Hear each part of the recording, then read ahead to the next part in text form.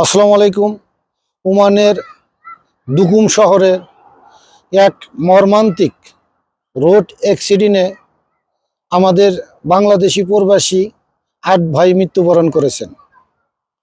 আমরা সবাই মিলে তাদের মরা দেহের আত্মার মাগফিরাত কামনা করব এবং কি দোয়া করব আল্লাহ পাক যেন তাদের বেহেশত নসিব করেন। আল্লাহ পাকের কাছে আমার চাওয়া এই ৮ ভাইয়ের ফ্যামিলিকে যেন ধৈর্য ধারণ করার ক্ষমতা দান করেন।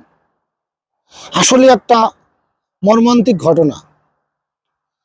একই জেলার ৮টি লোক মারা গেছেন, শুনে আমারও খারাপ লাগছে।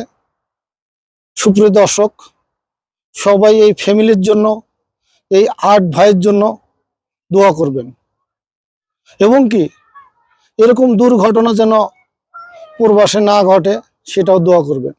ভালো থাকেন। আল্লাহ হাফেজ।